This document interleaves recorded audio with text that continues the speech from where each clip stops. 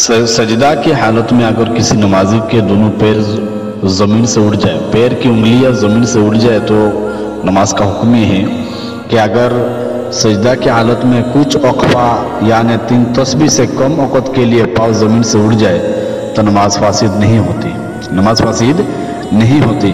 اور اگر 3 تسبیح کے بقدر سجدہ میں پیر اٹھا رکھے یعنی پورے سجدہ میں پاؤں اٹھے رہے تو نماز فاسد ہو جائے گی، کیونکہ زمین پر پاؤں رکھے بغیر سجدہ کا تحقق ہی نہیں ہوگا۔ زمین پر پیر دونوں پیر کی انگلیوں کو رکھنا بعض علماء کے نزدیک فرض ہے، اور بعض علماء کے نزدیک ایک پیر کا رکھنا فرض ہے، اور بعض علماء کہتے ہیں کہ سنت ہے۔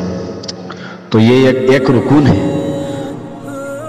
اور اس رکن کا اگر فرض کسی رکن کا اگر فرض ترک کر دیا جائے تو وہ رکن ہی باقی نہیں رہتا۔ اس لیے اگر دونوں پیر 3 تسبیح کے بقدر اگر زمین پر نہیں رہا تو وہ رکن ہی نہیں رہا، تو اس کا سجدہ صحیح نہیں ہوا، اور اگر سجدہ صحیح نہیں ہوا تو نماز ہی صحیح نہیں ہوا۔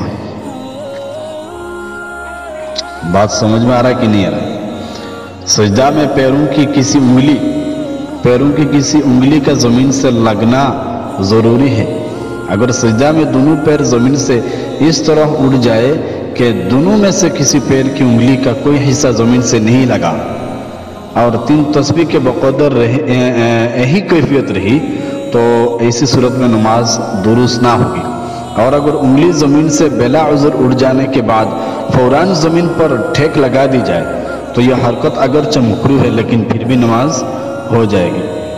انہو لم یضع شیئا من القدمین لم یصح السجود، اگر دونوں قدموں کے پیروں کی انگلیاں اگر زمین سے اڑ جائے تو لم یصح السجود، سو سجدہ صحیح نہیں ہوا۔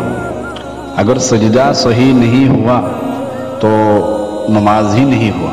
ولا وضع احدهما جاز مع الکراہۃ ان کان بغیر عذر، اور اگر بغیر کسی عذر کے اگر اس نے کیا کر دیا، کسی ایک پیر کو رکھا اور ایک پیر کو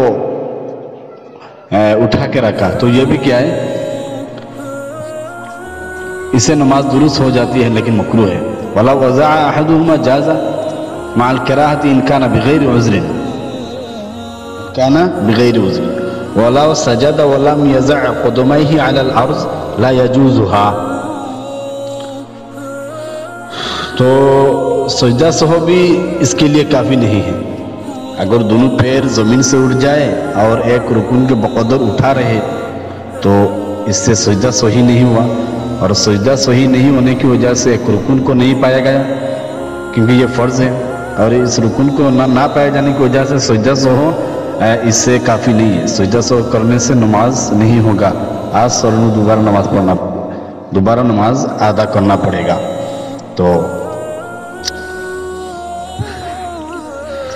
فتویٰ محمودیہ جلد نمبر 6 اور کتاب النوازل جلد نمبر 7 میں جلد نمبر 4 میں اور فتویٰ عالمگیری میں سجدہ سہو کے بارے میں تحریر آئی ہے۔ تو اللہ رب العالمین ہم سب کو اس مسئلہ پر عمل کرنے کی توفیق عطا فرمائے۔ دوسرا مسئلہ، اگر یہ